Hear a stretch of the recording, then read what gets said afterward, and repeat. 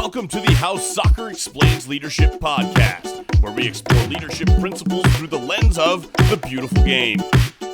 Welcome back to the How Soccer Explains Leadership podcast. We are now at halftime of season 5, and we got a pretty cool little halftime show for you today.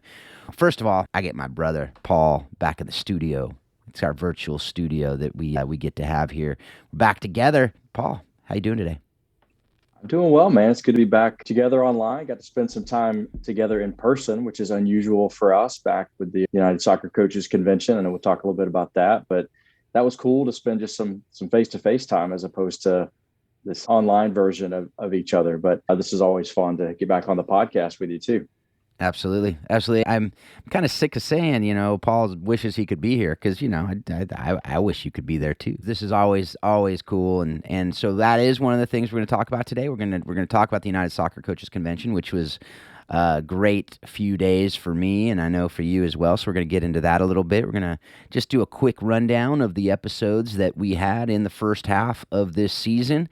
And we're going to finish up our conversation of Ted Lasso Season 1. We took a little break from that in that Season 4 post-match show. If you remember, that conversation was our exclusive interview with Paul about his decision to step down from Baylor Soccer. And since then, Michelle Leonard has been named that new head coach there. And we put up that interview with Michelle just to remind you about her. So we've had a lot of stuff going on since the end of Season 4. So why don't you Paul, share a little bit about the United Soccer Coaches Convention and what was it for you, man? I mean, I can speak for myself in a few minutes, but what'd you think of it? Yeah, I mean, for me, it was a little bit different this year. I've gone in the past as a college soccer coach, and the convention itself lends itself to coaches of every level. There's something there for everybody, and you can always go in and grab something. Obviously, if you're open-minded, which if you weren't, you wouldn't go to the convention to begin with. But right. Probably not the most beneficial from a college coach perspective. There's more, I guess I'll say it this way, there's more there for the club side and some of the other things. So me going in not as a college coach this time gave me a different perspective on the convention. And I'm a huge fan of the convention. I've been a member of United Soccer Coaches for I don't even know how many years now, but a big proponent of the convention. But seeing a different perspective this year. And for me, a little bit more networking than normal and learning more about a lot of other things that are going on within the game, just because my perspective is open a little bit more, not as narrow as it has been over the last 20 years as being a college soccer coach. So saw it in a different light, and it was great. Really enjoyed it. Enjoyed, obviously, our time together to network and connect as well. But always a great time. Always pick up things from the convention that can be used from a coaching perspective or a leadership perspective. And, always run into people that you talk to a lot but don't see very often. So putting some faces together. But all in all, just a great time. And you come back kind of rejuvenated and excited about kind of what's coming. Yeah, absolutely. And you're working on something as well that you share a little bit. I don't know if you're wanting to share that here a little bit about one of the next steps that you're wanting to do, and you're able to share that with some people out there. If you want to share that now, I'd love to have you kind of just share a little bit with the coaches out there and the different people out there, what you're wanting to be doing on the consulting side. Yeah, we're excited reaching out to and been reached out from some clubs around the country just about using our experiences from college coaching over the last 20 years to kind of give a different perspective and help some clubs navigate what's best for their players as they're trying to prepare for the college game, whether that's helping them navigate the recruiting process or just being physically and mentally ready for the college game as best they can. So it really just kind of opened up our resources to some clubs to say, hey, we're available. We'd love to help however we can. And it's not there's no cookie cutter program that we've put together because every club is different. Every player has different needs. Every coach has different needs, and just kind of open up ourselves as resources to some clubs out there that are willing to work with us. So we're excited about that. We've seen some great traction on that, and that started before the convention and then gained some more traction during the convention as well. So it's been fun to see that kind of grow. And it's always fun to share experiences that you've had to help grow the game and help younger players and younger coaches along the way. Yeah. So, I mean, and I'd agree with you as far as the need for that. There's a lot of, we talk about misinformation all the time, right? In different settings, but there's a lot of misinformation. There's a lot of things that are going on out there that we need folks like you who have been on that side of it and to be able to speak truth into that, and just your vast, knowledge of the game as well, and your wife playing at the national team level, you playing in college as well. I mean, those are things that are those kind of those intangibles that you bring to the table that I think if you're interested in that, you can just reach out to jobsandsoccer.com, right? Because is that where they can learn more about that? They can go to jobsandsoccer.com, or they can email me right now at pajobson@gmail.com.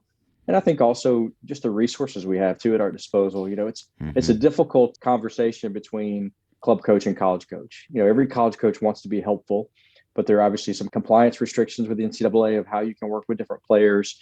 There's a fear of allegiances with clubs that keep you from being able to maybe work with other clubs. But now that I'm out of the game, I have no allegiance to anybody really, other than who might be able to benefit most from our experience. So kind of a connection piece, I think, even between clubs and the college coach resources that are out there at my disposal as well. So, but yeah, jobsandsoccer.com right now is the website. Eventually that's going to transition into warriorwaysoccer.com, but we're probably a couple of weeks away from revealing that. But jobsandsoccer.com, they can reach out to us through there.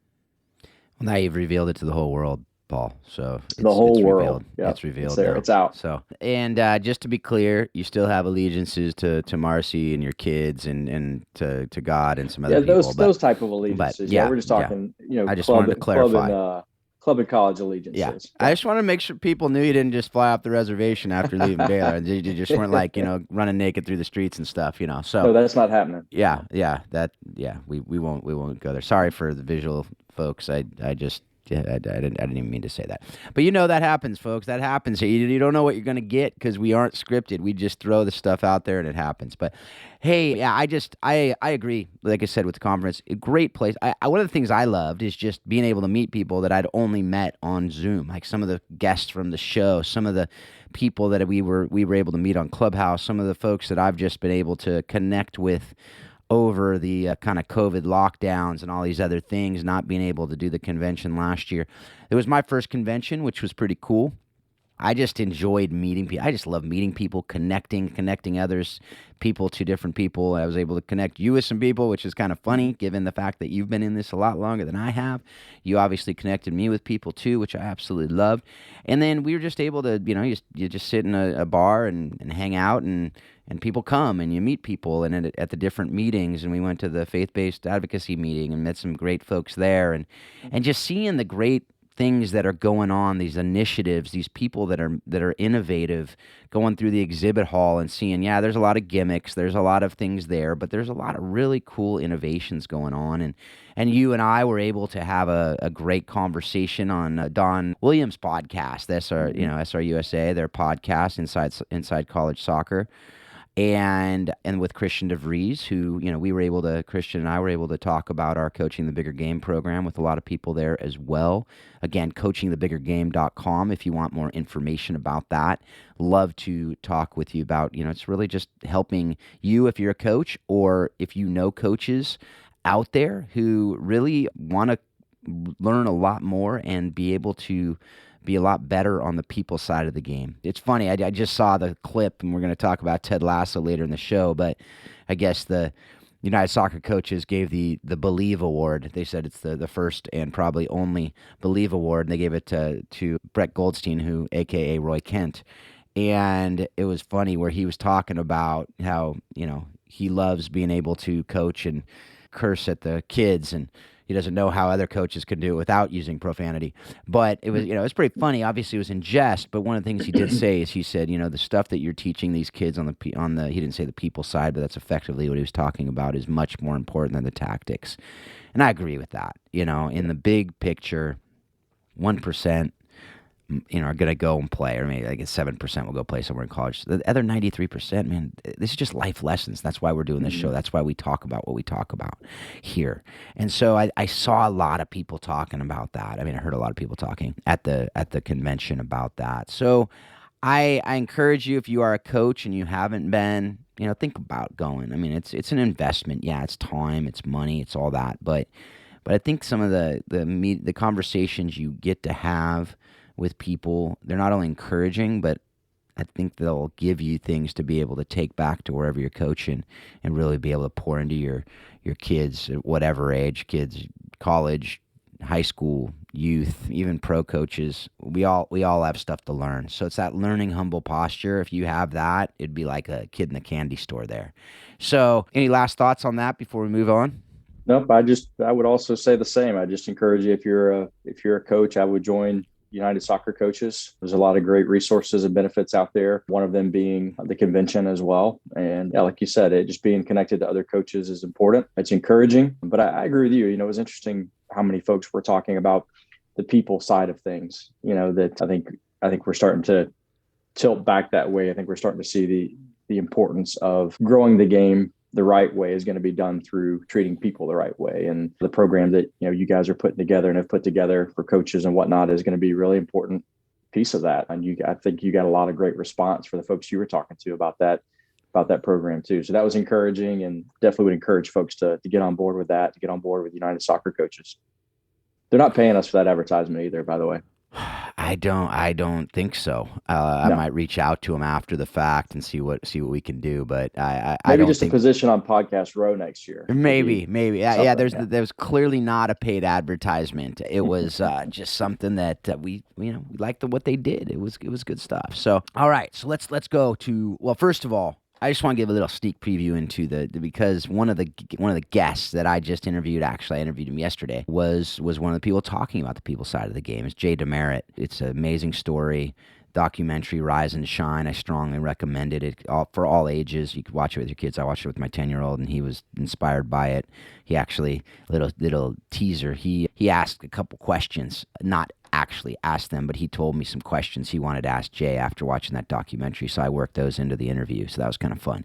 Boy, but he talked about self-leadership. The next half of this season 5, we have a couple interviews I've already done. We have a couple I'm not going to say because I'm not sure if we're going to get them, but David Rica, who is a 9/11 survivor, he basically had PTSD and used soccer to help him through the trauma. And so just an amazing story.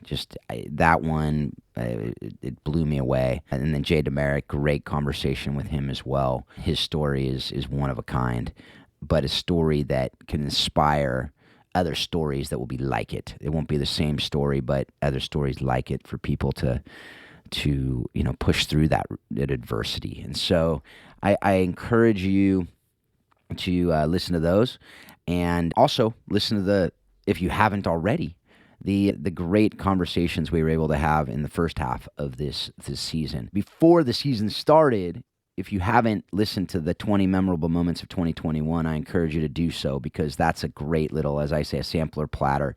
That is something you can give to your friends who don't know about the show, and that you're like, hey, this is helping me out. Here's just something to check out, little clips, 3-4 minute clips, some are 1 minute clips from last year, just the highlights. I say highlights, I mean, there's so many highlights. These were some of the moments that we chose of the so many that we could have chosen.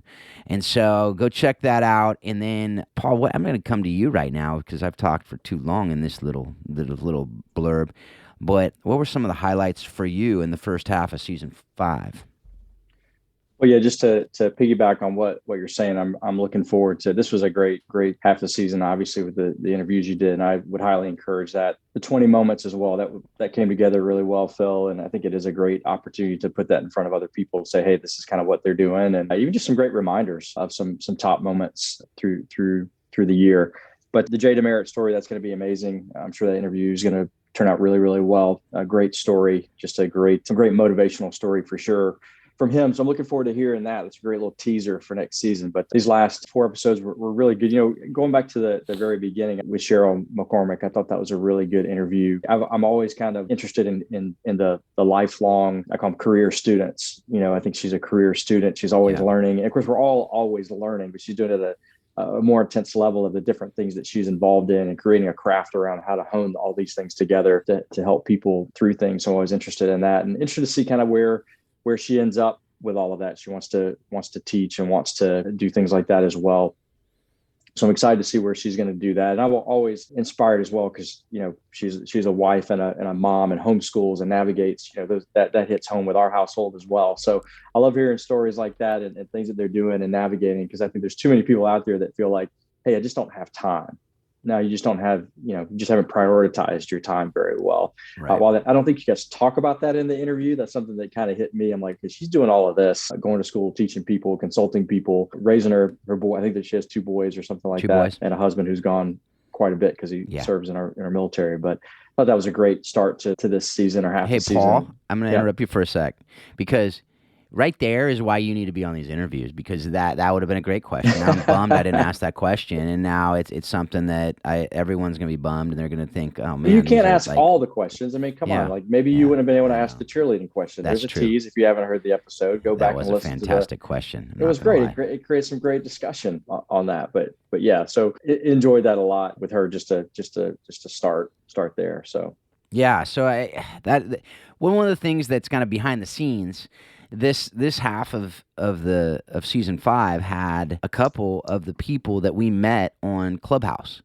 So we've talked about kind of revamping the Clubhouse conversations that we were having before, but Aaron Locks, who was the 4th interview, and Cheryl were both Clubhouse connections, which is kind of fun, right? Again, those are two people that I've never met in person, but I feel like they're friends now because we've connected. Obviously, not the same as you and me, but right. I mean, that's a whole different level because we've connected and been able to do life together more. But to be able to do that, and then hopefully we will be able to meet somebody in person. But it was kind of fun to have those connections. But Cheryl, I agree with you. I mean, it's just it comes from a different side, right? I mean, she's never played soccer, but she's thinking about these issues at deep levels and really, the mental health side cracks me up. I mean, she doesn't lack for confidence either. That's for sure, man. I mean, she's coming in and saying, I know what I know and I want to help you with it. And I love that because so many people are like, no, I don't have the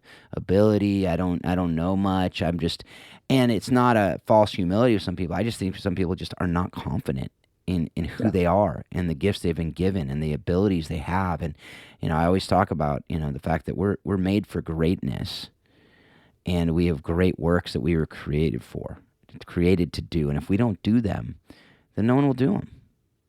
Yeah. And so we need to understand that we are made uniquely for certain things. And that was what, I mean, she didn't say that per se, but that came out of it for me where she's got these things to give, and she's getting, again, going back to innovation, she's being innovative in how to deliver them.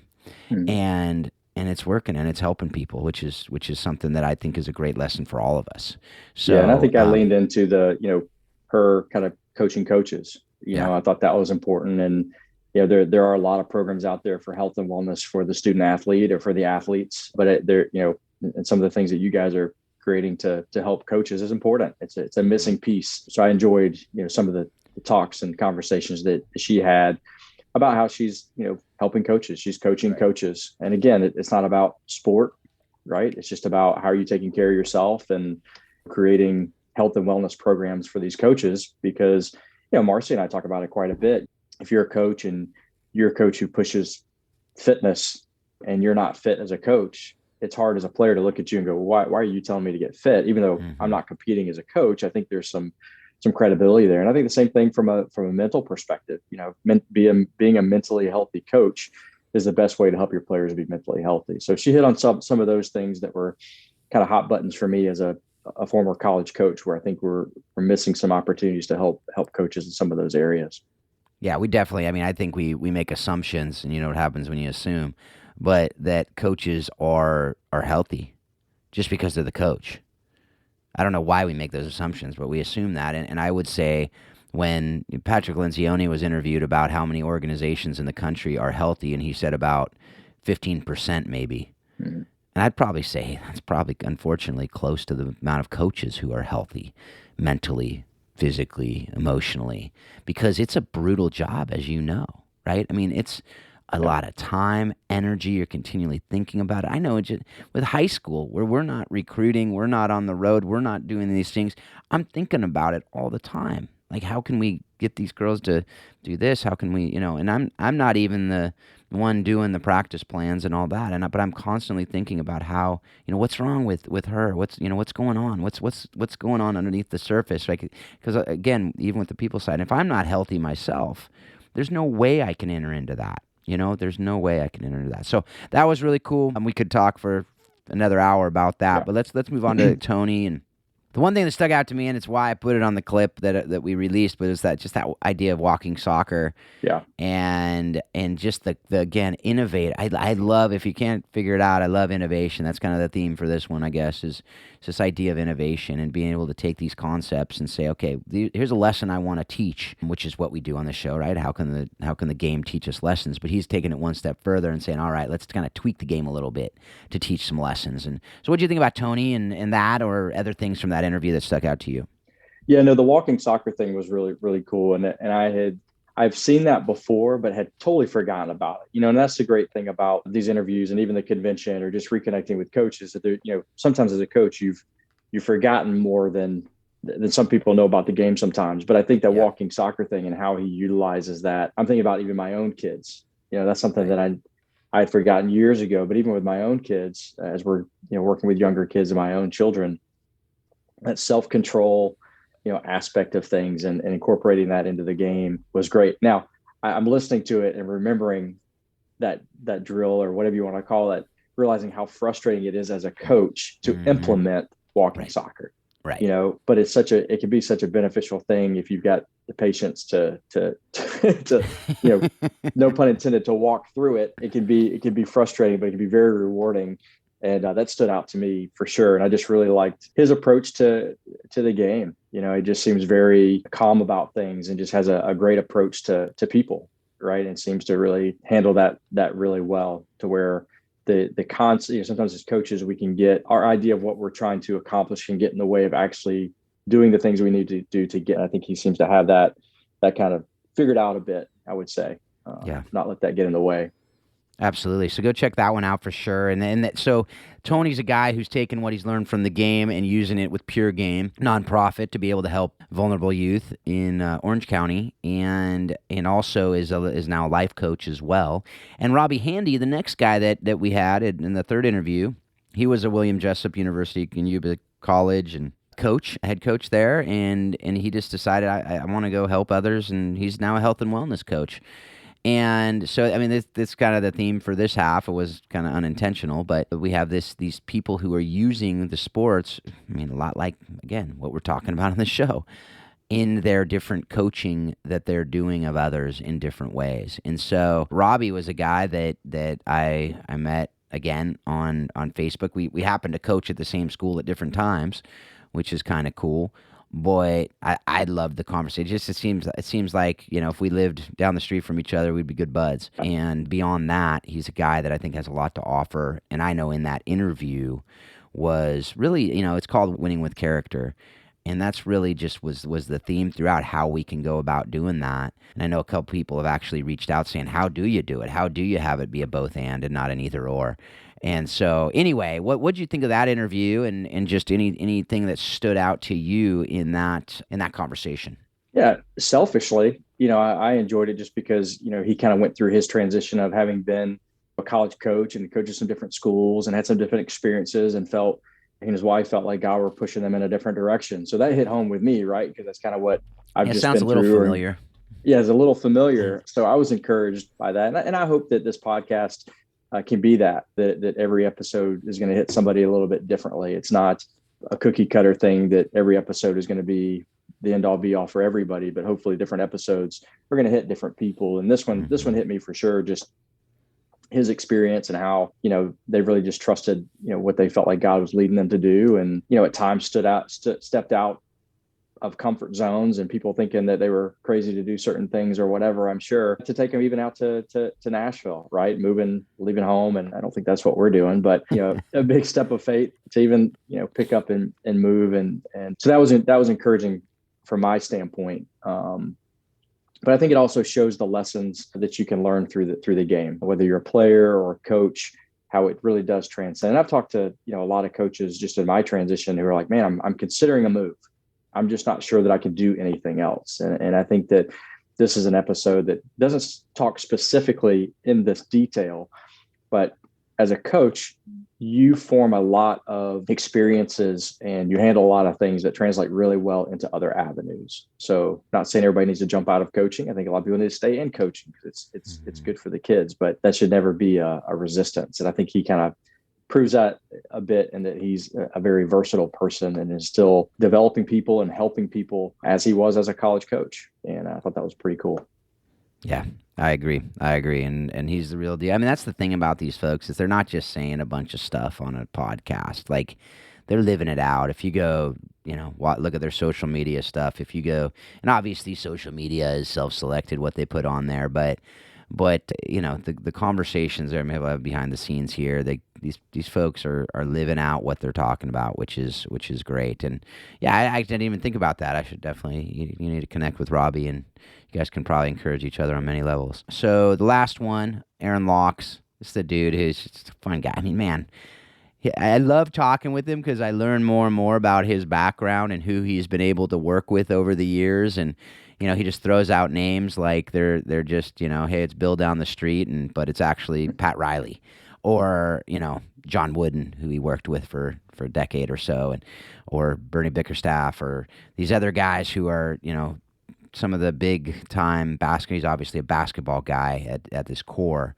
but he has the National Academy of Athletics now, which is basically, what Diego Bocanegra and I talked about, really kind of giving youth sports back to the kids, and really the coaches are college students, and we're able to create these environments where the kids can get out and just play again. Talk, teach, play is what his curriculum is for these coaches that they train up. And so it's almost like back to the Boys and Girls Club in the YMCA, and going back to this, like, hey, how can we teach these things through sport? And it's obviously like-minded with us on how we can do these, and what are the real lessons. And I know you've had some conversations with Aaron on Clubhouse as well, and he's just a guy with I talked with him as I did with Corey Close, because anybody who was like be able to be mentored at any level by John Wooden, I feel like that's how we keep the legacy going. Tonight my daughters and I are going to Survivor of the Holocaust talk here in Folsom, and it's a second one that they're doing, and every single time those people who have survived the Holocaust, when I've heard any of them interviewed, they say, keep telling our story, because if you don't, then it's going to fade away and it will be forgotten and we might repeat it. And I think that is obviously a completely different issue, completely different. I'm not comparing the two at all. No. But the idea of these people who were really kind of just, they blazed a trail that we can learn so much from. And John Wooden is one of those guys. And I think we need to keep telling his story, because the way he did it, he did win with character, right? To go from that Robbie Handy episode title. Like, and how did he do it? He did it because he focused on the character, not the winning.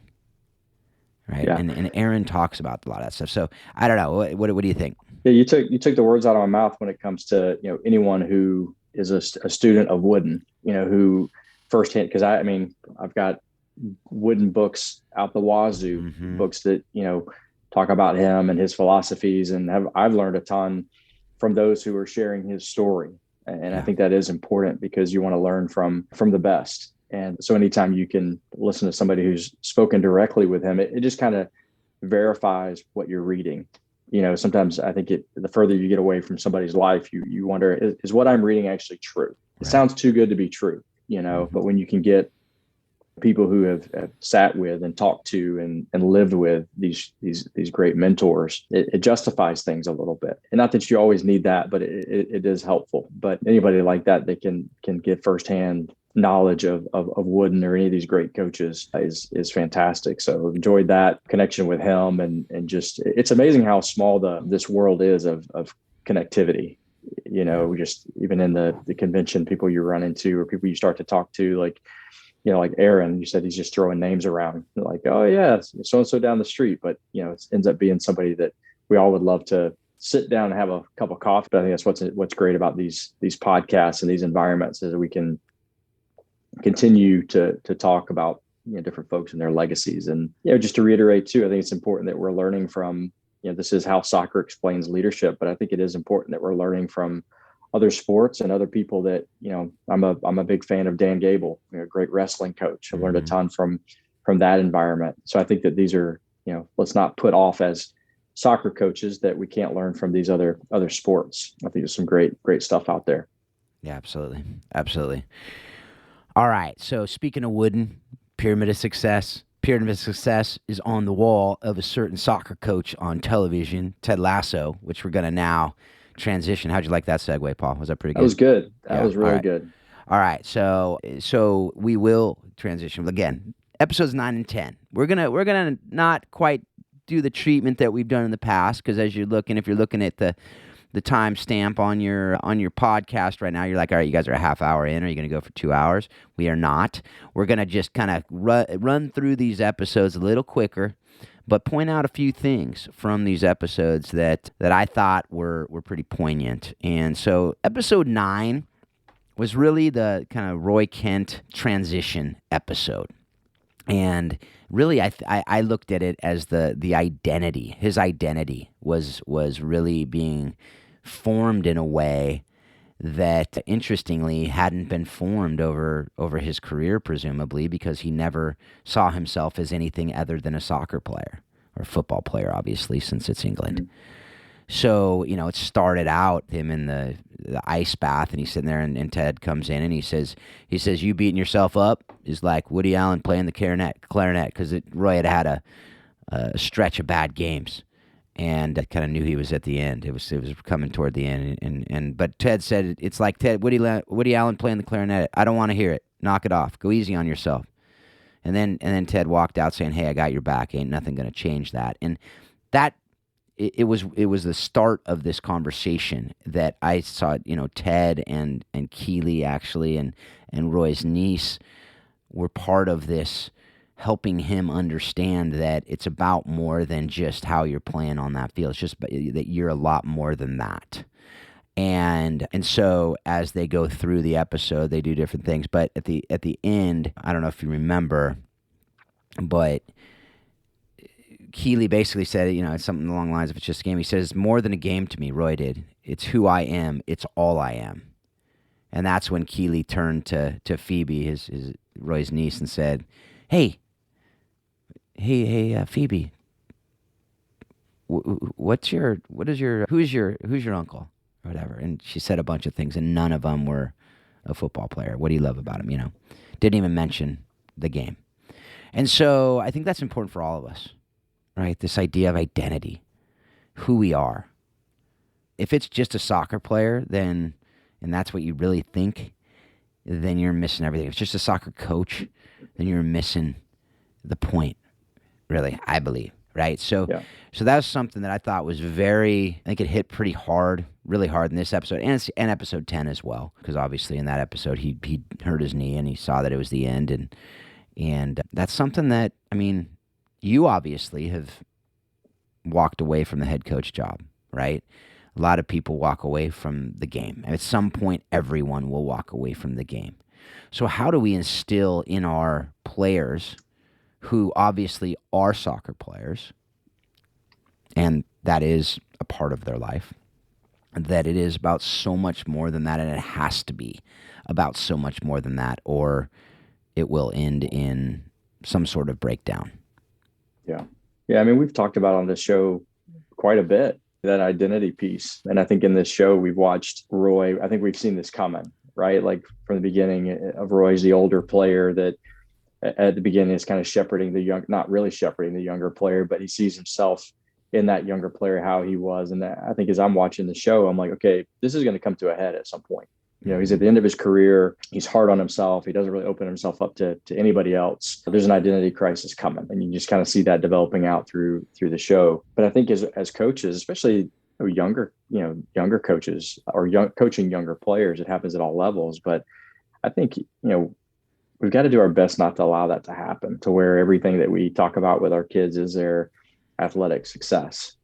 what are the things about the young people in your house even that, are great traits and attributes that we can praise them about, other than just like how they played or how they did in practice or how their game is going, or you got to do better if you're going to go to college. You got to, we can get so wrapped up in that when that's over for that kid, whenever it is, and like you said, it comes to an end at some point. It can be pretty tragic, or not being able to let it go when they need to because they don't know anything else. Kind of mentioned about coaching. Hey, I don't know what else we'll be able to do. I hear that conversation a lot from coaches, but you hear from players too. I've sat with plenty of meetings of players like, I think I'm done, but I just don't know what else I'm going to do. And I think that's just years of just being beaten into their head that's all they're really about. I've always said that I'm a guy that coaches soccer, and now I'm not, which is an easier transition that, hey, I'm a soccer coach. And that's all that I am, and I think we've got to change that perspective for people. And I think, or it's going to end up like Roy, where it hits pretty hard, but fortunately for him, he's got people around him that care about him. They can help him transition in that. And I think that's another piece that not to lose sight of, is you may be the person on the other side that needs to be able to help somebody find, what they're truly about. Yeah, definitely. I mean, all of these things are things we could talk about for hours, but I think that's a good place to leave that one. And you don't know which side of that crisis you're going to be on, so be prepared to be on both. I think it's very, very good word. There were a couple things on the disc side of things, and we haven't talked about disc for a while, so I just wanted to bring it back up. One of the things was, I loved it. He said in the press conference, he said, if you're an introvert, raise your hand. You got the next question, and all of them raised their hand. He said, that was a trick question. If you were an introvert, you would have been quiet as a field mouse.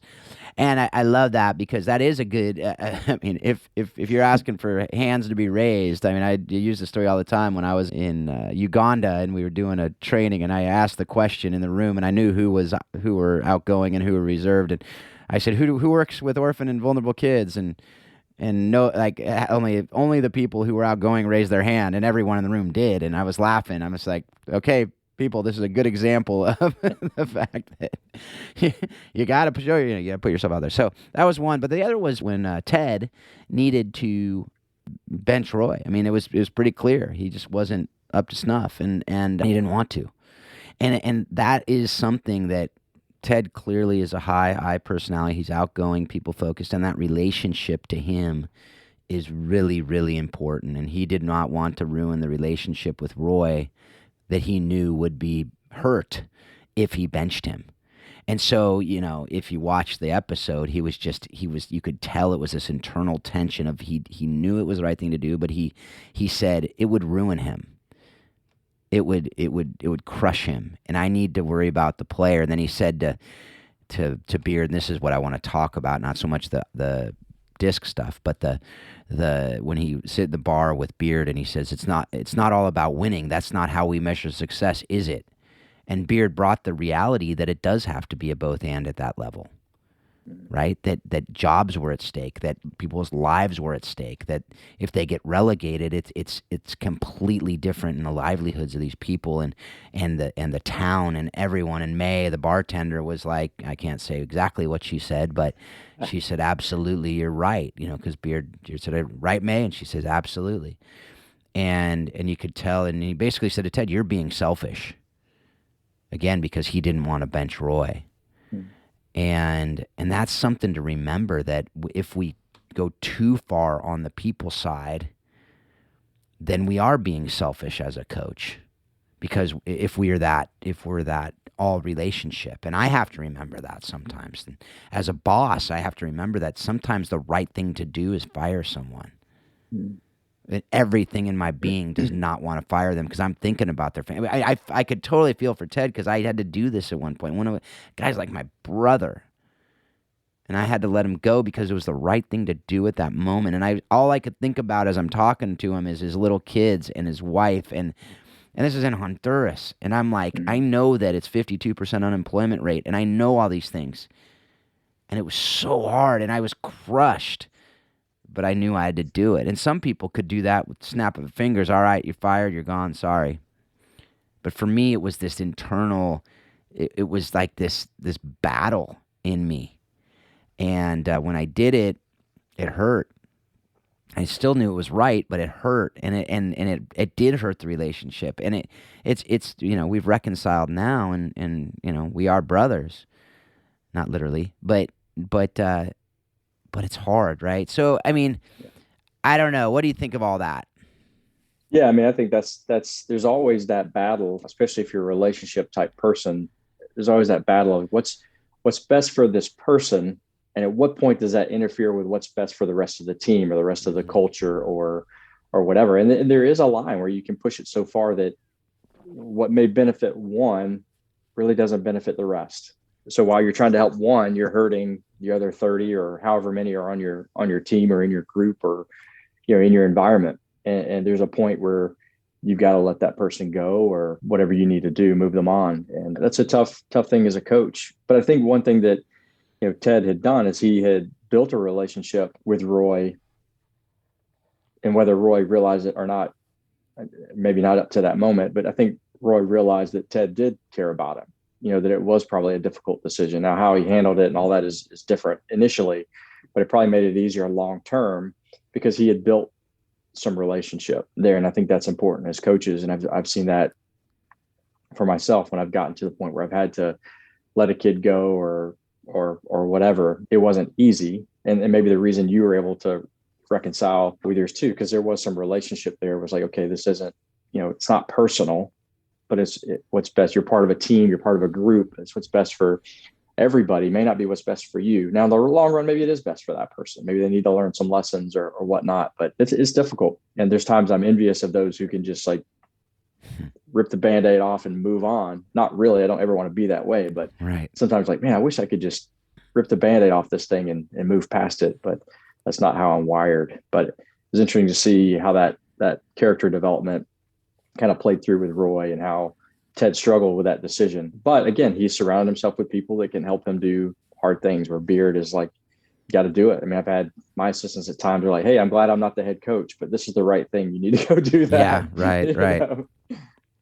Yeah, absolutely. Absolutely. No, and like you said, I mean, that's why it is important to surround ourselves with those people who can do those things. And that's actually at that point, I had my COO who was wired. I mean, if it was him, he would have gone and just said, we got to let you go.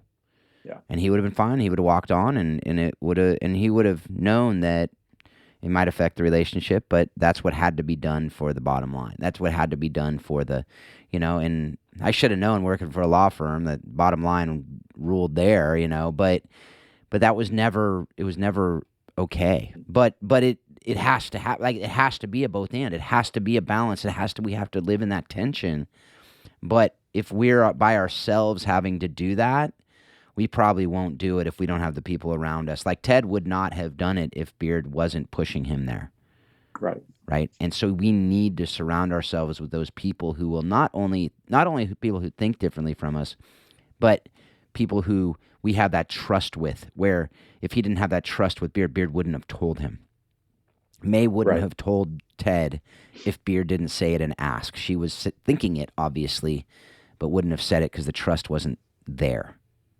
It hadn't been built. That relationship wasn't there. She didn't earn that conversation.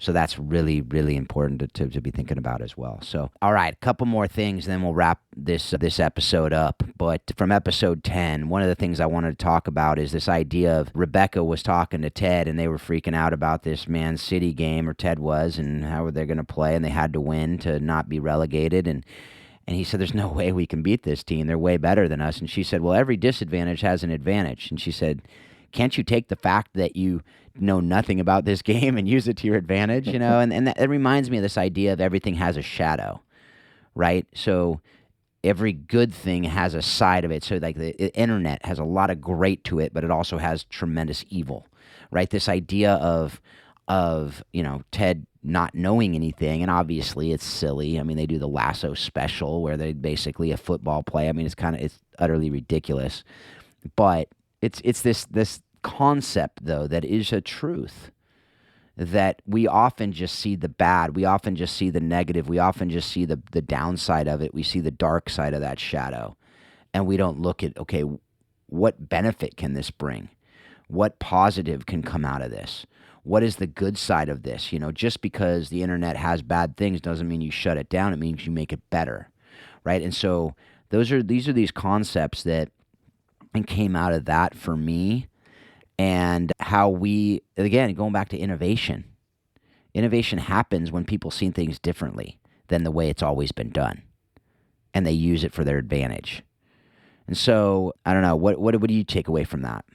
Yeah, I think you've got to have that perspective as a leader. I remember when we came to Baylor, and they hadn't had a winning season in, gosh, I think 9 years prior, and some of the drawbacks that we were hearing was, well, they've lost for a long time. They don't have a winning perspective. It's a Christian school. It's hard to recruit to. And we took that as like, well, that's one of the reasons we want to go there. It's a Christian school. Those are the types of kids that we want to recruit and mentor. So we took what a lot thought was a disadvantage and flipped it and said, and we built a program around those values that people thought were disadvantages. They became a lot of our core values of what we built the program on.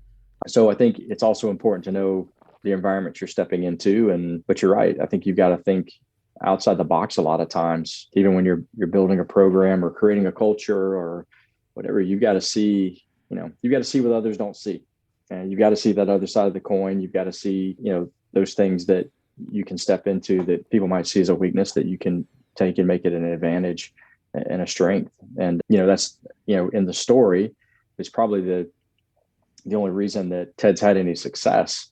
It wasn't his soccer knowledge. It wasn't that he was this great soccer brain. It was the other side of the coin. It was that team didn't necessarily need a soccer coach. They needed someone that could build a culture. Yeah. They needed culture building. They needed people that poured into them. They weren't the greatest soccer players either, but they became better than they could have been individually because he was able to build a culture, and they stood more on that to become more successful. And I think as we were watching the episode, Marcy and I were kind of laughing because we see the Ted Lasso special, and we kind of look at each other at the same time. We're like, I think we could pull that off.